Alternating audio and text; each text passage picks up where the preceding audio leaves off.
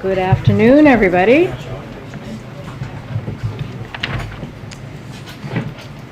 So first, I wanted to read you the letter from the President's physician updating you on the President's health. President Biden completed his first full day of Paxlovid last night. His symptoms have improved. He did mount a temperature yesterday evening to 99.4 degrees Fahrenheit, which responded favorably to Tylenol. His temperature has remained normal since then. His symptoms remain characterized as runny nose and fatigue, with an occasional non-productive, now loose cough. His voice is deeper this morning. His pulse, blood pressure, respiratory rate, and oxygen saturation remain entirely normal on room air. The President is tolerating treatment well. We will continue Paxlovid as planned. His symptoms will be treated supportively with oral hydration, Tylenol, and albuterol inhaler that he uses as needed. His Eliquis and Crestor are being held during Paxlovid treatment and for several days after his last dose. During this time, it is reasonable to add low-dose aspirin as an alternative type of blood thinner. As I stated previously, the President is fully vaccinated and twice boosted, so I anticipate that he will respond favorably as most maximally protected patients do. There has been nothing in the course of his illness thus far which gives me cause to alter the initial expectation. Early use of Paxlovid provides additional protection against severe disease. He will isolate in accordance with CDC recommendations, and he will continue to monitor him closely during this very common outpatient treatment regimen. As promised, I will keep your office updated with any changes in his condition or treatment plan, respectively, Kevin C. O'Connor. So I also wanted to update you on what the President has been up to and how he's continuing to work hard on behalf of the American people. Last night, the President signed the baby formula bill Congress passed. He also spoke with Senator Carper to see how he was feeling and to the hosts of yesterday's DNC event to thank them for their flexibility. This morning, the President received the President's daily briefing virtually, as you all know. He also met virtually with his economic team on the progress being made to lower gas prices for American families, as you all saw yourselves. Dr. Jha and I spoke to the President over FaceTime this afternoon. I asked him if he had a message for the American people. The President said he's still putting in 8+ hours of work a day, and that he wants to remind Americans to get vaccinated because, in his own words, it matters. Look, the President hopes the country will see that while we should continue to take COVID very seriously, we have the tools we need to deal with this. President Biden is benefiting from 2 vaccines, 2 boosters, and he's advocating for every American to take advantage of these vaccines and boosters, which we have made available for free at 90,000 convenient places nationwide. And he's benefiting from Paxlovid, a powerful antiviral we've made available at 42,000 locations, including local pharmacies across the country. All Americans have access to the same vaccines, boosters, treatment that President Biden is receiving right here at the White House. And the President hopes that all Americans who are over 50 get boosted now if they haven't already, and get Paxlovid if they test positive. Now I'm glad to return to the briefing room Dr. Jha, the White House Coronavirus Response Coordinator, who is joining me today, and we're happy to take some questions.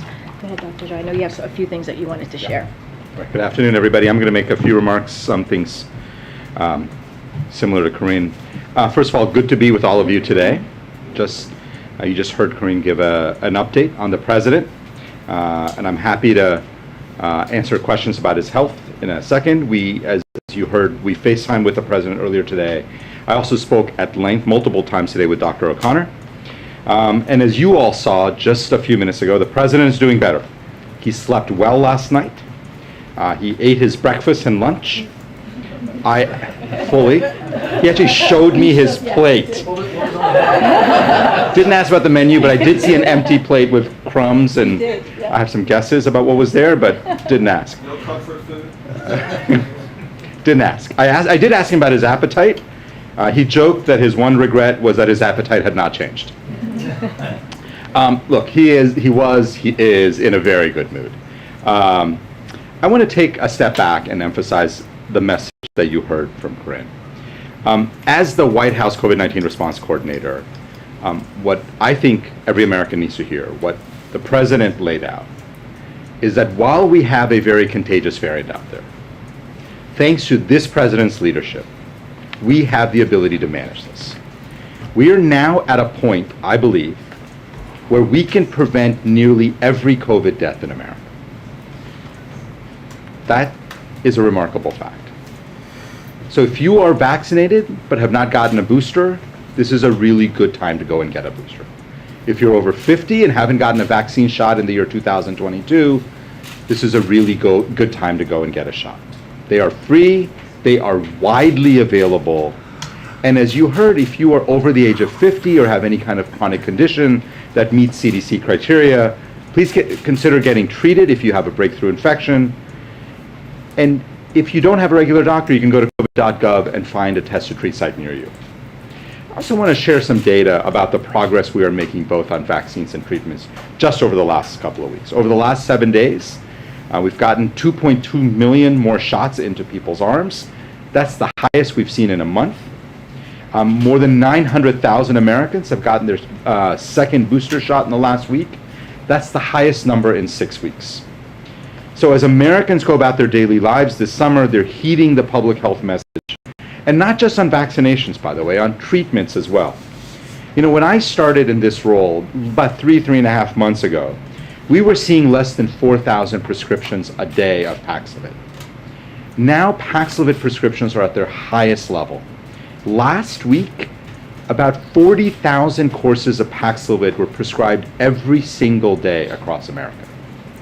It's a remarkable fact. And if you think about the fact that we have about 120,000 identified infections, even if you assume that some infections are not getting identified because of home tests, it's a large proportion of people getting Paxlovid. I think that's really good.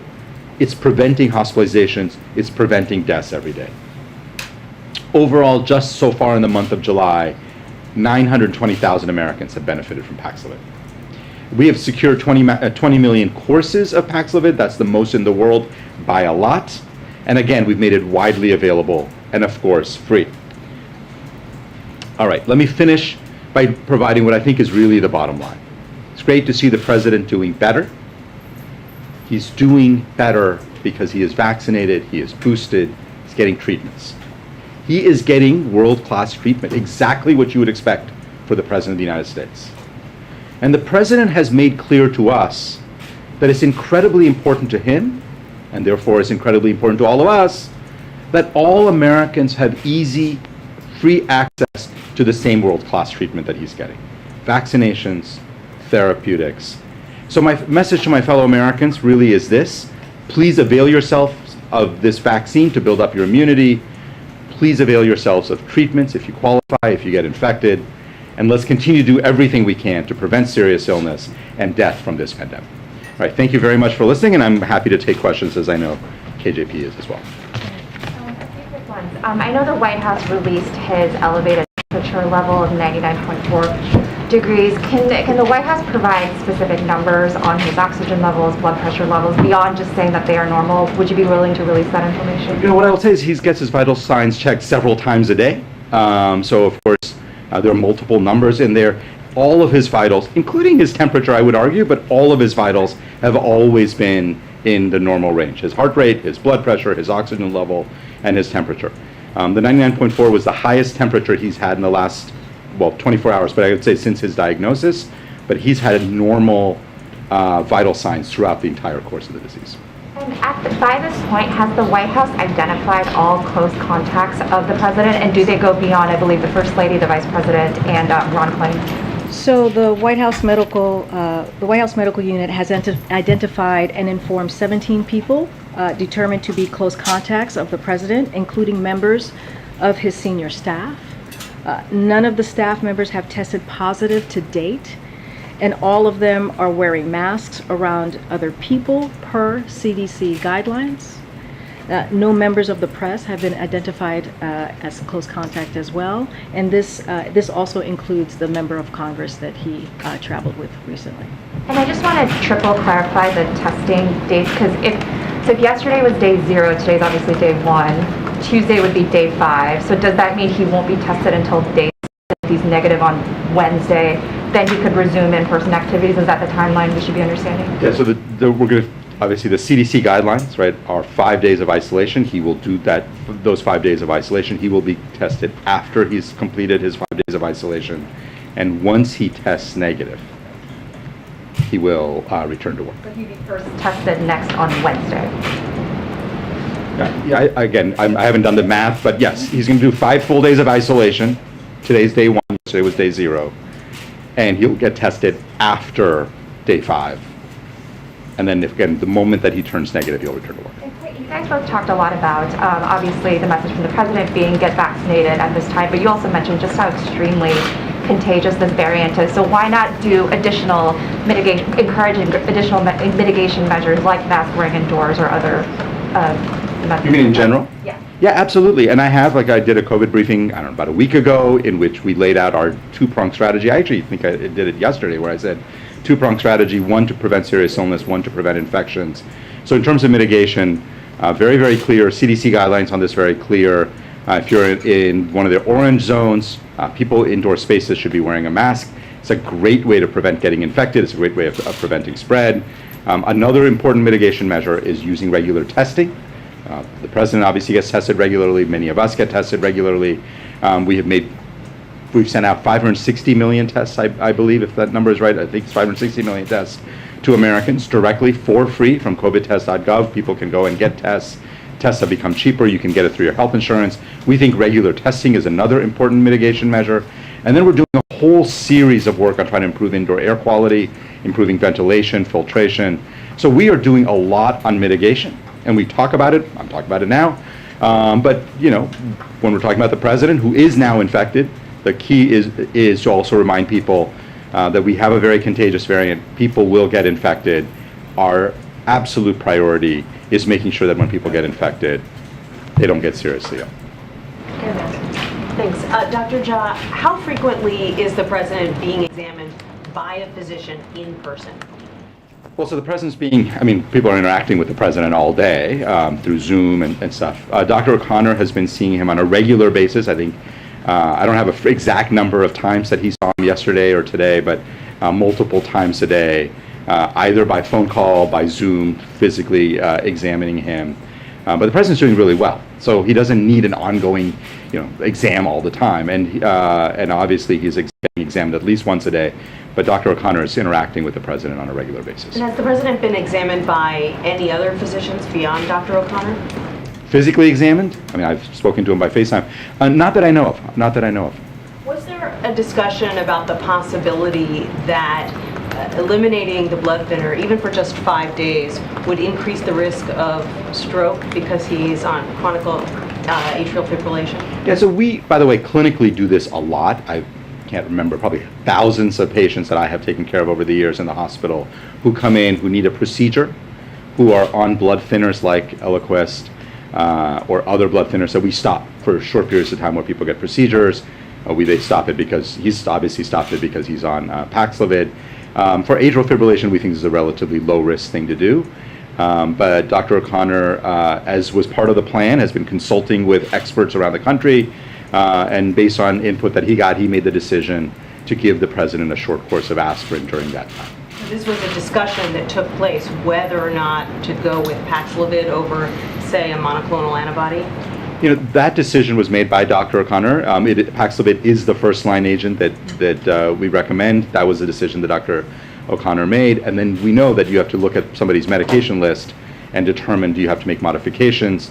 Dr. O'Connor made the decision to stop these 2 medicines. I talked about those are very reasonable. That's what all the specialty societies recommend, that they be paused. And so then Dr. O'Connor made the decision to add aspirin for a short period of time.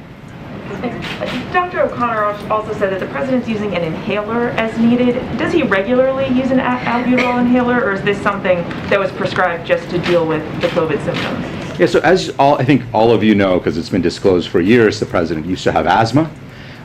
He has what people talk about as reactive airway disease, which is people often when they have a viral syndrome, or some people get it when they go out in the cold, or some people get it when they exercise, can get a little bit of bronchospasm or a cough. The way to treat it is with an inhaler. So the president last time he used it before this illness was when he had a cold, I think last fall at some point. During that cold, he also had a little bit of cough that comes with viral syndromes and used it. So he does not use it on a regular basis. It's not part of his regular medications, but in the context of a viral syndrome. You've been crediting the president's boosters for part of the reason that his symptoms are so mild. Should all Americans, regardless of age, be eligible for that second booster? And if so, what's the delay here? Yeah, so the FDA is very clear on this, and we follow FDA scientists and their guidelines on this. People over 50, if it's been at least 5 months, should get that second booster. I've been very vocal in my advocacy. I think the evidence there is overwhelmingly clear.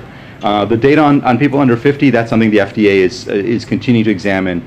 They have now made a determination that is something that is warranted. And we really do follow the FDA guidelines on these things. Authorization. Thank you, Karine. Dr. Jha, the CDC says that 1/3 of Americans still haven't been fully vaccinated. And you mentioned, I think it was to New York Times, that Congress still hasn't allocated enough funding for boosters into the fall. What is your message to Congress if they don't allocate funding for boosters in the fall? And also, what's your message to Americans who still to get vaccinated? And I have another question after that. Yeah, so let's start with talking to Americans. I think what we're seeing across the country is there are a lot of infections, but when people are vaccinated and boosted, they tend to have far less serious illness. This virus is going to be with us forever. It's really, really important that people build up their immunity against this virus. And so I've been very clear for years, 2 years, or a year and a half, I guess, since we've had vaccines, that getting vaccinated is one of the best ways that people have to protect themselves. To Congress, what I would say is Congress has been a great partner to this administration in terms of funding the COVID response, making sure that vaccines and therapeutics are widely available. And that's one of the reasons we have plenty of vaccines right now. But the problem is that we need to continue this effort. The reason we have seen so much progress is because we've had the resources to do the things that are necessary for the American people. And if we take our foot off the gas and stop, all this work that we are doing, we will slide backwards. And we do not want that. And we can do a lot in the administration, but we need funding to do all those things.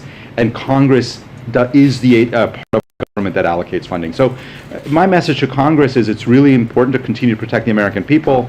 As we get into the fall and winter, we will need more resources. We need the resources now to prepare for the fall and winter. And it's really important that Congress step up and do its part. So anyway, Dr. Rochelle Walensky says that we're kind of headed toward a new normal with COVID. And currently, CDC says that 41,000 Americans are now hospitalized still, and 480 deaths a day are dying from this disease. What does a new normal mean? And what is an acceptable number of deaths? Yeah. So let me say two things. First of all, we're clearly in a much better place than where we were. You have to have there are two sets of things that we have to be able to, things that sound contradictory, but actually we have to keep in our heads at the same time. One is we're in much, much better place than where we were 18 months ago when the president took office. Deaths are down 90%. 400, 300, 400, 480 deaths a day, totally unacceptable. At 400 deaths a day, that's like 130,000 deaths a year. That's like 3 times worse than a bad flu season. That is not acceptable, should not be acceptable, certainly is not acceptable to this administration. And that is why we are here every day and working and trying to inform Americans that the best way to reduce that number, the best way to make sure that fewer people die, fewer people get hospitalized, is to make sure people have built up their immunity through vaccines and that people get treated when they have breakthrough infections. First for you, Dr. Jha, and then I have one for you too, Karine. So on bringing him down from the Eliquis, a number of physicians have suggested that having the dosage might also be, or might be a preferable option. Could you talk a little bit about why that course wasn't taken? Yeah, there are several different ways of doing this. What I know is that I spoke to Dr. O'Connor. He has consulted, and again, we had a plan that, and Dr. O'Connor had a plan to consult experts at Walter Reed, at GW, elsewhere. He's done those consultations, and based on that input, Dr. O'Connor made the decision to stop it for 5+ days and then start aspirin. And just to clarify, and he has started the aspirin course, or that was just something that was recommended? He has started the aspirin course, as I understand it. You, Karine, I didn't hear in your introductory remarks a look ahead to next week, and I'm just curious if you have anything, if this is going to delay the Xi meeting, for example. Where are we on that? So as far as President Xi, I don't have anything to share on that. I know the president spoke to that a couple days ago, and his words was he's expected to speak to him in the next 10 days. Nothing on his schedule to share at this time. Look, when it comes to President Xi, we have kept open communications with China, as we have stated many times before, on staff level. The president last spoke to him in March. I don't have anything more to add on that. When it comes to his schedule, we'll see how the president does. He's improving, which we all should be thrilled that the President of the United States is doing better, according to Dr. O'Connor. That is good news, and we welcome that good news, and we continue to wish him well. Karine, are the chances of serious complications behind the president now? Can you all at least speak to that? Yeah, what I would say is he's continuing to be monitored very, very closely. It's obviously this is day 1, but it's his second day that since his infection was identified. I'm really happy to see that he is getting better, and we will continue monitoring very closely until he tests negative. And so, serious complications? I think the chances of serious complications for this president have been dramatically reduced by building up of his immunity and getting him antiviral drugs. The things that really make a huge difference in lowering his risk. And that's, I think, the most important part of this. We'll continue monitoring him. And we'll see how he does over the next few days. And I just wanted to add, as far as schedule and events, look, the president was very active today. He had said he's working 8+ hours a day, and that is, he's still doing the job of the president, so that does not end. And we have put out photos and videos. You guys heard from him directly, so I just wanted to add that as you're asking about, his schedule. Okay. Just a quick follow-up to Mary's question about the inhaler. Has the president used an inhaler since testing positive for COVID, or was Dr. O'Connor just saying if he needs it, he will use it going forward? Yeah. What I understand is that he has used it a couple of times in the last since testing positive. He's got, as you may have heard, he's got a cough, and I mentioned this yesterday. It's in the Dr. O'Connor's note. Oftentimes, when people get viral syndromes and they get a cough, taking an inhaler can be helpful. So he's taking that. The use of the inhaler was not noted in his last physical, right? It's not a regular medicine that he uses, right? He really only uses it intermittently, largely when he gets viral syndromes, when he gets colds, basically. And so it's not a regular medicine that he uses on an ongoing basis. The other question I have for you, Dr. Jha, Vice President Harris is a close contact of the president's, and the CDC guidance says that if you're a close contact, you want to wear a well-fitting mask when you're around other people. She just spoke at a conference in DC, and she hugged someone without a mask on. She was also maskless for most of that conversation. Would you have recommended that she keep her mask on, given that that is the CDC guidance? I think I'm not sure what I have not been tracking the vice president's activities, so I don't have anything specific to say about what she did. My understanding is that the vice president is following CDC guidelines on close contact. She's also recently been infected, so within the 90 days of a previous infection. But I don't know if you have anything else to offer on the vice president. I guess she isn't following the CDC guidance, though, right? If she is hugging someone without a mask on. Just wanted your clarification on that. Yeah, I think the CDC guidance is clear, but the problem is me commenting on what the vice president did when I haven't seen it, or I don't actually know what happened is very, very difficult. So I'm going to pass. She took off the mask and she embraced someone. You don't have to see it. I mean, that's what happened. Yeah. So usually when we think about people having contact, it's for an extended period of time. I don't know. Again, I didn't see the hug. I don't know how long the hug lasted, but it's very hard for me to comment on something I really didn't see. So.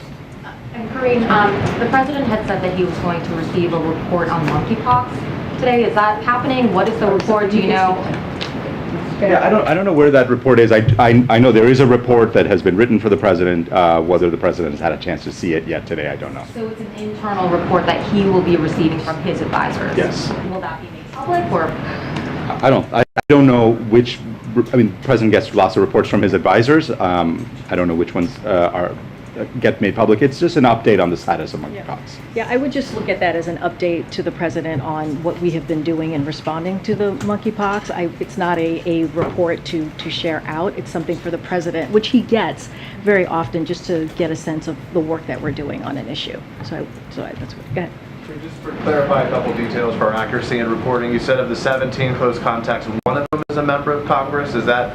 No, I was saying it includes the members of Congress. I do not have the specific of each person. Is that but something you would be able to detail without identifying them? well, How many members of Congress? we just want to be, privacy is incredibly important here. I would reach out to them directly. What I'm saying is we've contacted 17 people. Within those 17 people, there's senior staff.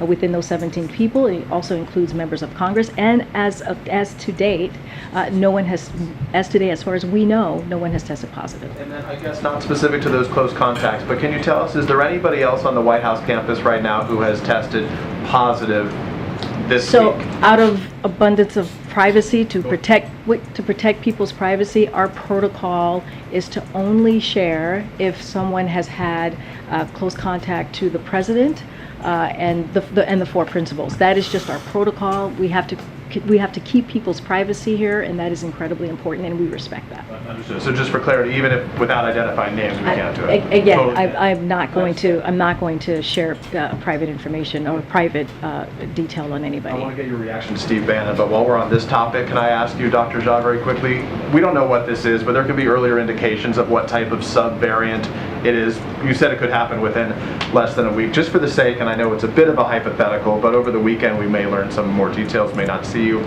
BA.5, which is the most dominant subvariant right now, is that one that after you get that, you could be more inclined to get another one within a smaller period of time? In other words, someone who got something recently, is that one they're more eligible or more able to get? Can you help people better understand who are concerned about it? Yeah, absolutely. So BA.5 is the most immune evasive variant we've seen. And what that means is that if you were infected 3 months ago, 4 months ago, your protection against getting reinfected with BA.5 is much lower. If you were vaccinated 5-6 months ago, you have a much higher risk of getting a breakthrough infection. If you're infected with BA.5, what that means for future immunity, none of us know right now, because it's BA.5. It's just become dominant. It's the primary. So we don't know what the implications are. And we obviously don't know what variant or subvariant the president was infected. I guess I should ask, how about if you just had it a month ago? 3 months ago, I recognize it's lower, but for someone who had it a month ago, if it's immune invasive, does that mean you could get it within a month of having that in another case? So depends on what you had a month ago, right? And if BA.5 wasn't dominant then, but it was still present. Obviously, if you had BA.5 a month ago, then you're much less likely to be able to get BA.5 now. So it just depends. We have seen occasionally people getting infected within that 90 days, but it is still relatively uncommon. Thanks. Did you have any reaction to the Steve Bannon case? I know it's over, and I know obviously. What did you say? What was the last part? I missed the joke. No, I was just saying we could tell you wanted to address that. Oh. So look, I'm not going to comment specifically on that case, but obviously everyone should cooperate with the January 6th committee. Our administration has been made very clear. This president finds what the select committee is doing, the January 6th committee is doing, very important, and people should be, listening and learning from what happened on that very dark day. And this is a very important committee where they're working to get to the bottom of what happened on that day. It was an attack not just on our democracy, but also an attack on our law enforcement. And again, I'm not going to comment on that specifically, but yes, people should obviously should cooperate with the committee. Go ahead. Thanks, Karine. Dr. Jha, are there any other medications that the president is prescribed that he occasionally takes that do not appear on his 2021 health summary? Yeah, not that I'm aware of. And then why are we not hearing from Dr. O'Connor on this? I understand that you've released statements from him, but yesterday we had a difficult time comparing the description of the symptom progression from Dr. O'Connor's letter versus how you all laid it out in the briefing room. And then Dr. Jha, you did some interviews this morning, but your last update from the president was at 10 o'clock the night before. Well, a couple of hours ago, right at 11 o'clock, you got a detailed letter from Dr. O'Connor. We've given you two detailed letters from Dr. O'Connor, and you've heard directly from him. Look, yes, you have. You've heard from the letter. That is hearing directly from him. We're not playing telephone here. You're hearing directly from the physician. Yes, it is. I mean, that is hearing directly from, in his words. In his words, you are hearing directly from Dr. O'Connor, as I read out. But I'm answering your colleague's question here, so give me the second to do that. Thank you. So you've heard directly from him. And not only that, you have heard more, I would easily argue, about a mild symptoms of a virus than any other president. Dr. Jha and I were here for an hour fielding questions. We're here today answering questions. We are going to commit to making sure you're hearing from Dr. O'Connor from his daily report, detailed report from Dr. O'Connor. And here's the thing. Dr. Jha is one of the foremost expert in this field when it comes to COVID. He also has dealt with COVID patients. He clearly is running our COVID response and is a medical doctor, and he knows how this process works. And again, we should feel good and be very happy that the president is doing better, that he is improving. This is the president of the United States. He's improving, he's reacting well to the treatments, and let's not forget, we have the tools to treat this because of the work that this president has done. I understand the point you're making that the president's improving, that Dr. Jha is a medical doctor with obviously a lot of experience running COVID response unit. But when we've got questions about his symptoms progressing, he had a fever last night. His cough is now loose as opposed to dry. And the first So he time did not have a fever last night. Just to make that clear, I think Dr. Jha made that very clear.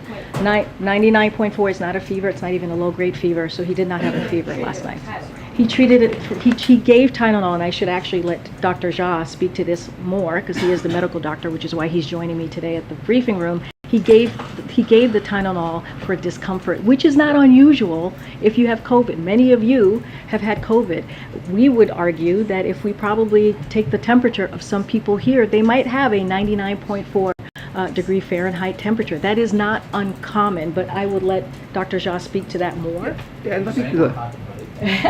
let me just talk about the Dr. O'Connor, and so you've heard directly from him, as Karine said, in terms of the notes that he writes every morning. He and Dr. Fauci, all of us talk multiple times during the day. Dr. Fauci is the president's chief medical advisor and obviously one of the foremost experts on infectious diseases. We speak very regularly. I've been speaking every day with the president, today by FaceTime. And you're getting updates sort of about twice a day, right? You got one yesterday at this time. Early this morning, you got an update about how he was through last night. I was on TV at 6:40 in the morning. Did not think it was appropriate for me to call the president at 6:20, wake him up and say, how are you feeling? I think he'd be, probably would tell me that he would be feeling better if I hadn't called and woken him. So, but obviously he was seen early this morning, he was examined, and then immediately we put out information about the president's status overnight. I'm now here to give you more information about that. The point is, we're giving you information on a very, very regular basis. And we're doing it as a team with all of us. So when his letter has described his 99.4 degree non-fever as being treated with Tylenol, and now we're hearing from you that he was treated for discomfort, that's an inconsistency. Yeah, so I'll have to pull up the letter, but what I understand, and spoke to Dr. O'Connor, spoke to the president. And those of you who know, 100.4, so I've been taking care of patients for 20 some odd years. 100.4 is what we consider a low-grade fever, 101.5 is what we consider a regular fever. 99.4 is very much within the normal range. Most people are between 97 and 99. People tend to have slightly higher temperatures later in the day and into the evening. This is often why we see fevers often come up for people who actually have fever in the evening. Told you yesterday the patient was the president was feeling tired, and he just didn't feel as great yesterday. He feels much better today, by the way. And for anybody who's ever had a viral syndrome, I assume many of you have had a cold in your life, many of you have had COVID, many of you might have had a flu. When you just don't feel great, taking Tylenol helps you feel better.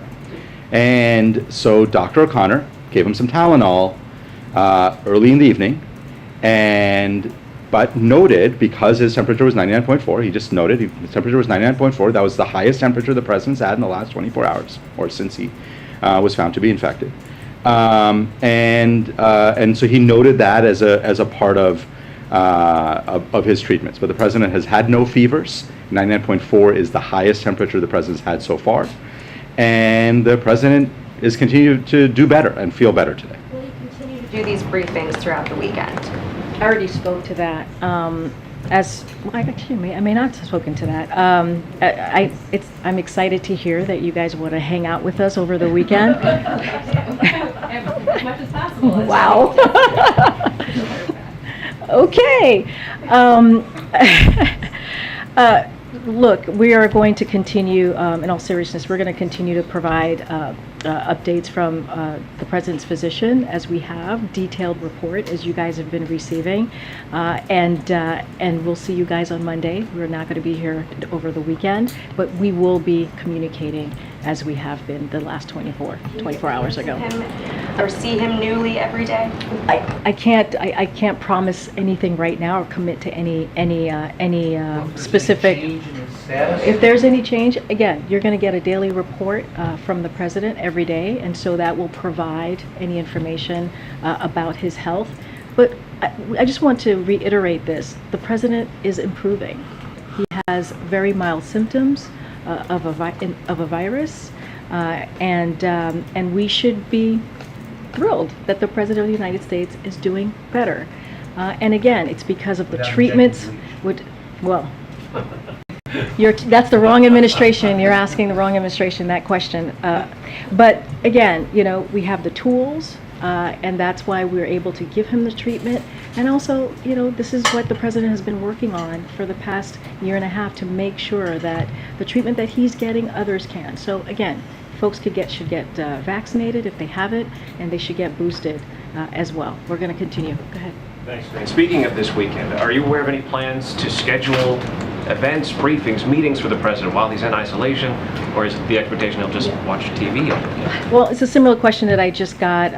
Right now, we're going to what we commit to is making sure you all hear a detailed report from the president's physician. If we have more information, we will share that with all of you. No plans for him to engage in activities or anything like that? Again, if we have more to share, we will share that. I don't have anything right here at the podium to share with you. It's about, other than, for example, the official photographer or videographer, who else is actually in the room with the president? Is he being staffed? Is the chief of staff actually in the room with him, or anyone else? So, primarily, all of his meetings have been virtual. You saw one meeting just moments ago before we started this briefing with his economic team. You all had an opportunity to go into the South Court Auditorium to hear directly from the president. So primarily, all of his meetings have been virtual. He is following CDC guidance when it comes to a very, very, very small footprint around him. As you saw, the videographer, the photographer was with him. They were socially distanced at 6 feet. They wore an N95 mask. We are making sure that we keep to. He is making sure that he is isolating and keeping to the CDC guidelines. So just, as far as you know, just the videographer, the photographer, small footprint? A very small footprint. I don't have a list for you at this time, but a very small footprint. He is indeed adhering to the CDC guidelines. Following up on Jackie's question, can we just clarify for the record the timeline of the president's illness? Dr. O'Connor's letter, the first letter yesterday, said that symptoms, or at least the cough, started Wednesday evening. Then the briefing, Dr. Jha, yesterday you said that he wasn't symptomatic until Thursday morning. So can we just get it, when did symptoms actually start? Yep, and I spoke to the president and I asked him directly on Wednesday evening, 2 evenings ago, Felt fine all day, felt fine in the evening. The only thing he said he felt before he went to bed was he felt tired. So he did not have a cough, did not have any other symptoms on Wednesday night. Now, whether that tiredness is part of COVID or whether he had just had a long day, he had been standing outside in 95-degree temperatures, speaking. Again, I sometimes look at the president's schedule and I get tired looking at his schedule. We don't know, but he felt a little tired. He went to bed, and then he said he had a sort of a restless night, just didn't sleep well, woke up multiple times. Again, is that a COVID symptom? It's hard to say, right? I mean, people have restless nights. They're tired before they go to bed. The next morning, he got tested as part of his routine testing. What Dr. O'Connor described to me was he asked questions like, "How you doing? How are you feeling?" As the antigen test came back positive, he began to probe more. Obviously, as the PCR test was being done, "Are you really feeling okay?" And the president said, "Well, I sort of do feel like I have this bit of a runny nose and a little bit of a cough," and those things the president said he'd really been aware of just that in the morning, around that time. That's what Dr. O'Connor described to me. That's what the president described to me as timeline, and that's how I understand the symptom progression. Karine, two of the events that the president's had to pull down for now are political ones. There was the fundraiser in Philadelphia, DNC event in Florida. Is he concerned at all about, one of the things he wanted to do moving forward was really start drawing this contrast message for Republicans ahead of the midterms? Mm-hmm. I know he's working a lot remotely, but is he worried at all about the political piece of his job suffering right now? No, he's not worried. He's going to continue to do the work that you've seen him do. He's also making phone calls. He's having these virtual meetings that we have provided. But this is as we know, COVID is not unusual, right? This is something that we were preparing for. There is treatment, right? There are tools to make sure that we all are able to deal with COVID in this current time, and we'll continue to move forward on that. But he's not concerned. These are two questions for Dr. Jha. What precisely is the president's most recent blood oxygen level? You called it normal, but that's a little vague. I wonder if you could put some more specificity on that. So he gets all of his vitals checked several times a day, and what I will say is he's not short of breath. He's breathing fine. He's obviously on room air. His oxygen levels have consistently been in the normal range throughout the entire 36 or whatever number of hours since he's tested positive. There have been no concerns around his oxygen level. He feels fine. He's been on room air the whole time. Hasn't felt short of breath. His oxygen levels have been normal. Give us what that range would be. What the normal range is? I mean, I think you can look up. What I will say is that there's never been any concern about his oxygen. His oxygen levels have always been normal throughout the whole time that he's been infected and getting tested. Just one more follow-up. And when do you expect that you will have identified which variant has infected the president? It's a very good question. As I think I mentioned yesterday, typically takes about a week to do genetic sequencing. As I said, this virus is going to get a little bit of special treatment because this is the president. So we know it's going to get expedited. Usually takes a week because there's some time in actual sequencing. But this is going to, they're going to sort of prioritize getting this sequence. So I don't actually have a date and a time that I'm expecting it. My assumption is it's going to be faster than a week, but we will see. So my hope is early next week sometime. Thanks, Karine. Just jumping on Steve's question, I just want to be clear. You're saying primarily the meetings have been virtually. Other people can be in a room on a virtual meeting. I just want to be clear. Are you saying that Ron Klain nor any other officials, top officials, have been in the room with President Biden? From my understanding, the meetings that he has had with his top officials have been virtually. Does that mean no other officials in the room with him, though? That is my understanding. And if I could just ask about the January 6th hearings, do you know if the president had a chance to watch them? Did any reaction regarding the hearings last night? And also, our understanding is he was planning to address them Obviously, that's not going to happen in the next couple days, but is there a plan to address the January 6th hearings in the near future? There's no plan at this time for the president to address the hearing. I can tell you that I asked the president if he was able to watch the hearings last night. He told me he caught some of it, the beginning of the hearings. And I will say what we have said and reiterate what we have said many times. The president believes that it was a very dark day in our time, in our history, in our democracy, when we saw the attack that happened at the Capitol, when we saw the attack on our law enforcement, and he believes that he supports the January 6th committee. He believes that they're doing important work, and he really believes that the American people should be watching and paying attention. I know that was their last hearing last night, but he was able to catch some of it. On the part that he caught last night, did he share anything about those specific parts? Any thoughts about how well he didn't share specific parts. I did not ask him. I just asked if he was able to catch some of the hearing last night. Good. Thank you. A couple clarifying questions.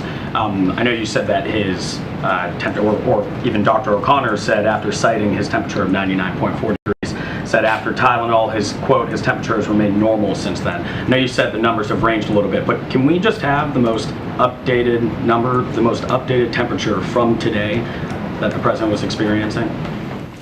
What temperature did he record this morning?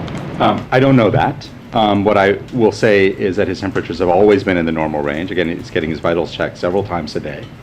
The highest temperatures he's had so far is 99.4. That was the temperature from last evening, which again, in my 20 plus years of clinical experience, I would never call an elevated temperature.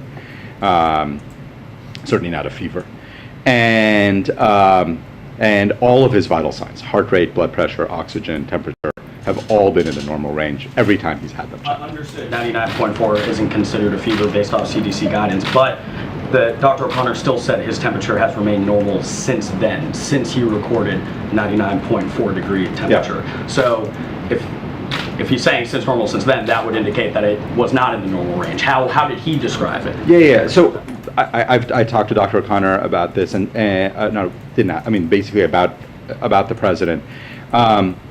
Often in clinical practice, especially when you have somebody who's infected and you're reporting on that person, you often report that person's highest temperature. We call it the Tmax, or maximum temperature of the last 24 hours. And that is what Dr. O'Connor was doing in that moment. He was reporting the highest temperature that the president has had, which turns out to be in the normal range. So that his highest temperature in the last 24 hours, or since he got infected, or since he's been known to be infected, has been 99.4. And has remained in the normal range. So you can read that in two different ways if we try to parse it. It was in the normal range and has remained in the normal range since then. Look, we can try to parse out the words. The bottom line is, president's doing better. His vitals are normal. You all saw him. His appetite is good. He's doing pretty well, right? Thank goodness. And by the way, right, because we're all thrilled. I suspect you're all thrilled. I know the American people are relieved. This is all good.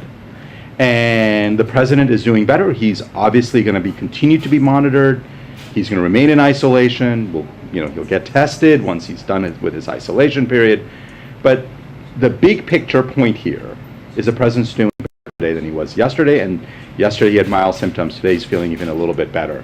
He's doing well. Just let another clarify.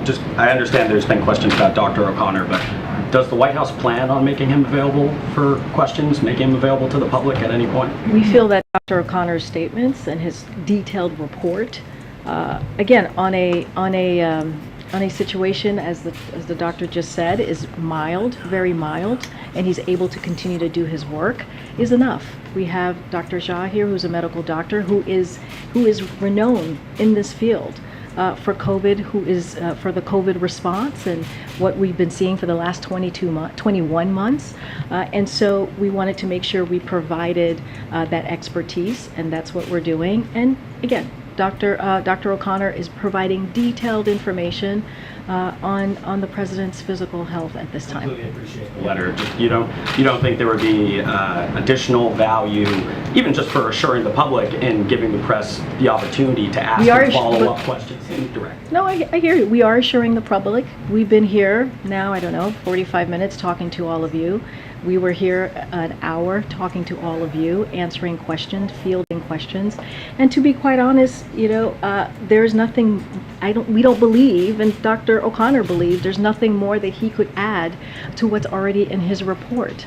And so again, we're going to keep that commitment in providing information every day, a detailed information from Dr. O'Connor. But we've answered this question many times, so let's give your other colleagues. Okay. The Secret Service's record keeping is obviously in the news, particularly around January 6th. This is also a cybersecurity agency as well. I know that I'm not asking a question about specific allegations, but does the president think that a federal agency should, have a system that purges texts, including around, for employees that have a sensitive job, such as, protecting the former president of the United States? So, of course, we believe in the following the public records rules. That is something that we believe that should be done, should be followed.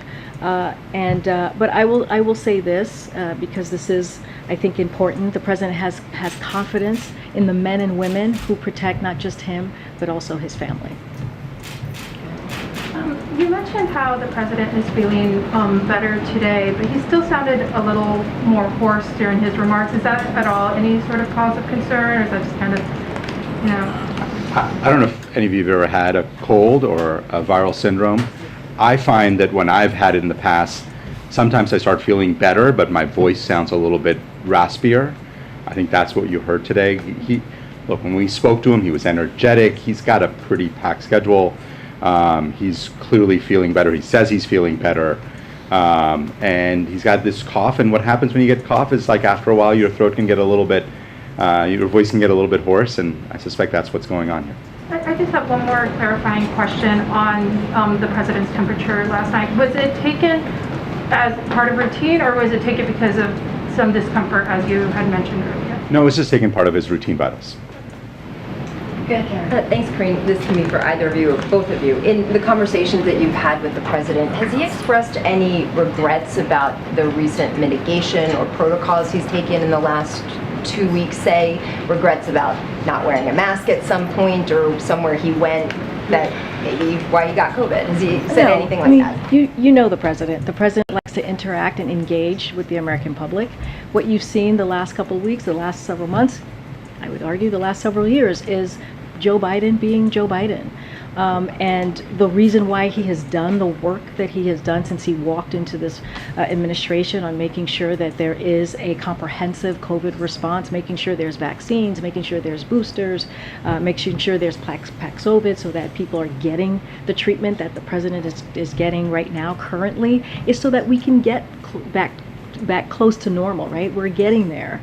And this is part of his job, is to interact with the public, is interact with everyday people. So he does not regret that. And let me just add that exactly as Karine said, we've heard nothing to that effect. But it's actually really, there's a broader important point, which is I find, partly because I've been so involved and so identified with COVID, right, over the last 2 years. A lot of people call me when they get a positive diagnosis and they say, I'm sorry, I failed. It's not a failure. There's not a moral failure. This is not a problem. Like, look, it's a very contagious virus. It's widespread. People will get infected. We should be doing things that, as a country, we have a whole set of policies that recommend to try to keep infection numbers down. But the key is to try to continue to protect people from serious illness.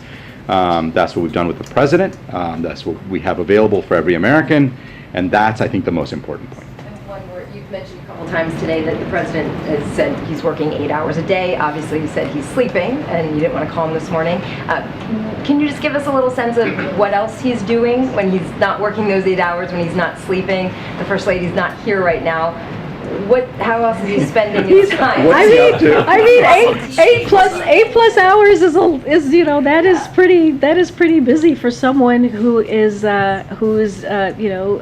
mild symptoms with a virus. Look, you know, the president is always working. He can work from anywhere. No, I'm getting there. I'm getting there, Karen. I'm getting there. And so, look, I asked him if he watched the January 6th public hearing. He said he caught some of it, so that is something that you can see that he was doing last night. You know, but he wakes up in the morning and he gets to work. It is, as you know, a big job being the President of the United States, being the Commander-in-Chief. So he is doing everything that he would have done if he was in the Oval Office, except right now he is in the White House residence. So there's not, besides the fact that he is doing this in the residence, there's not much difference, right? He is working those long hours, trying to deliver for the American public. Follow up to that question. Should the president work more now, or should he work less? Should he not rest now that he, during this time? Because I see the White House is trying to show how, the president is working hard, he's doing great, videos. But is he not supposed to rest more right now? Well, that's something for you. Yeah, I mean, I think in general it's good for people to rest when they get infections, but the bottom line is this president has a big agenda, and he has a lot that he wants to do, and he sets his schedule of work. As I said here yesterday, I think it's important when people get sick as a broader policy matter. I think it's important as a physician for people to get rest, people to be able to get time off.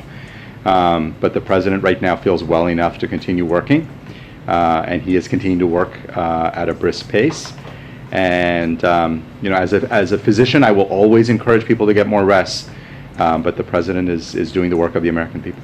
And then, Karine, on the U.S.-Africa summit that the president announced this week, can you talk a little bit about that? How many people who will be invited, and what's the process of selecting people? Will human rights play a key role? And if yes, how do you contrast that to the president's trip to Saudi Arabia? So I'll say this, the president is very much looking forward to meeting with African leaders who will be here at the end of this year.